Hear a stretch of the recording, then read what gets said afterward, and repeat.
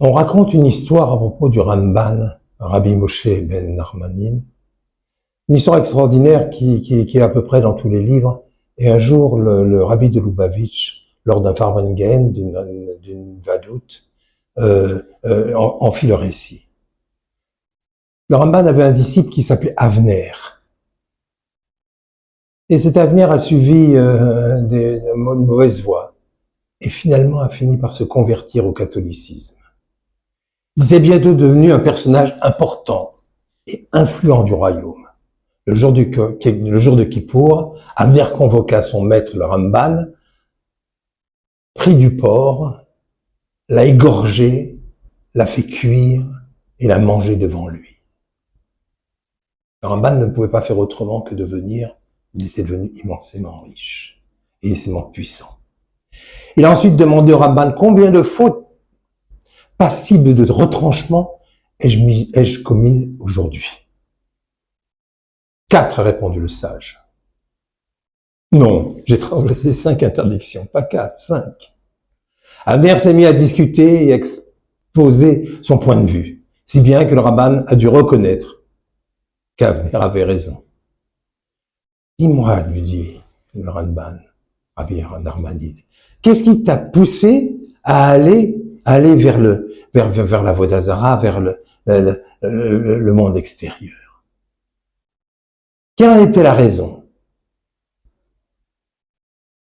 J'ai un jour entendu une explication de toi, mon maître, et tu disais que dans la paracha Azinu, tous les commandements et tous les événements étaient mentionnés par allusion dans cette section.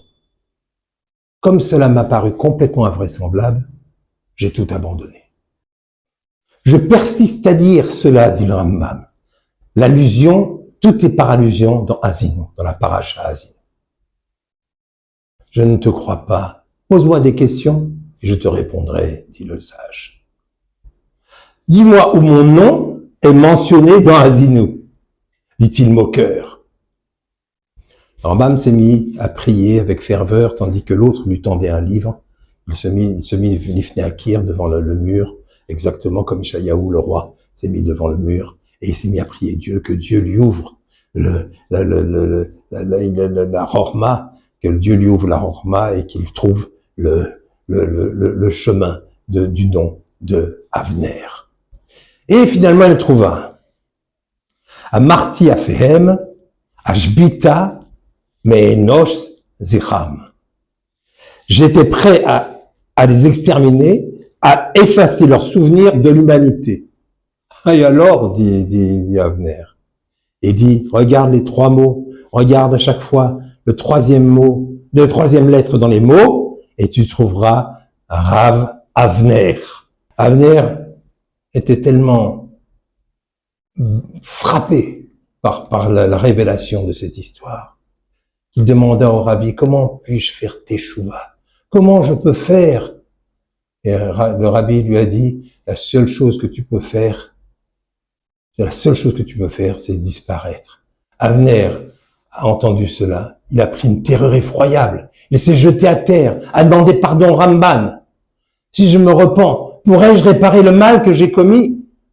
N'ai-je pas dit ce verset, j'étais prêt à les exterminer, à effacer leurs souvenirs de l'humanité? Avner a pris un bateau, et sans marin, sans capitaine, il est parti seul en mer, et se lamenta amèrement. Le bateau s'est perdu, on ne sait pas ce qui est arrivé. Le Ramban a prié que son disciple obtienne une certaine mesure d'expiation. Après un certain temps, il a paru en rêve au Ramban, et dans ce rêve, il lui révéla qu'il ne fera que 12 mois au Guéhinom, et qu'il ne sera pas là pour l'éternité. Cet épisode nous apprend que tout est effectivement mentionné par allusion dans cette section, Azinu. Le sage dit en effet, retourne et retourne encore la Torah, cherche, car tout y est contenu. Il nous reste tout de même une question que se pose le rabbi de Lubavitch lors de ce Farbengen. Il y a dans cette histoire quelque chose de très surprenant, auquel on ne prête pas forcément attention lorsqu'on la lit pour la première fois. Pourquoi le nom d'Avner, l'ancien disciple du Ramban, apparaît ici dans la Torah précédé du titre prestigieux de Rav, de rabbin, sous la forme de la lettre, le Resh qui est en premier. Il était pourtant un apostat, c'était quand même quelqu'un qui avait renié toute la religion, et un homme vil et cruel. Pourquoi la Torah l'appelle-t-elle Rav Avner et non simplement Avner? La réponse est que la Torah nous enseigne ici la puissance de la Teshuvah. Lorsqu'un juif fait une Teshuvah complète, nous dit le rabbi, la Torah l'appelle Rav. Bien qu'il fût tombé très bas, et même s'il se trouve encore à ce niveau, la Torah ne signifie qu'il n'y finira par faire Teshuvah, et tôt ou tard, il méritera d'être appelé Rav. Cet enseignement est lié au thème global de la paracha de Hazin, qui est généralement lu entre le Shabbat Teshuvah, le Shabbat se trouvant au milieu des 10 jours de Teshuvah. Dans cette paracha, des milliers de trésors s'y trouvent, souvent cachés à nos yeux débutants.